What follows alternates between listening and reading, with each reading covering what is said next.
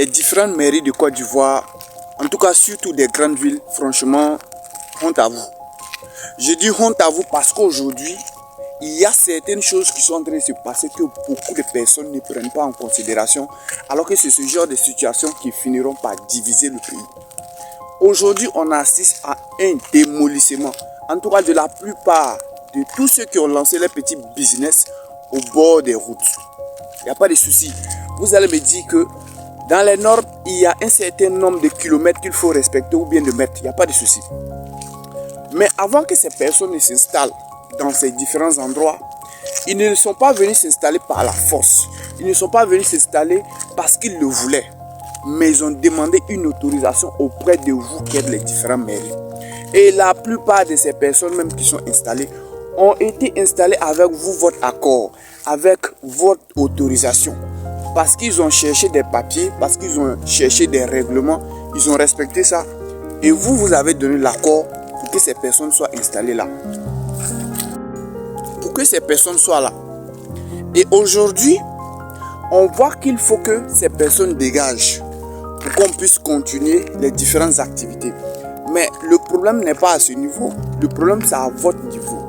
Avant que ces personnes ne s'installent, vous aurez dû leur dire de ne jamais s'installer. Vous aurez dû refuser dès le départ. Vous avez permis aux gars de s'installer.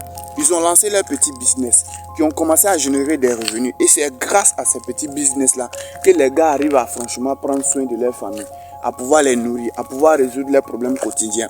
Et maintenant, un bon jour comme ça, vous venez et vous leur dites de dégager facilement, sans même mettre en place un autre site pour pouvoir les réaménager là-bas.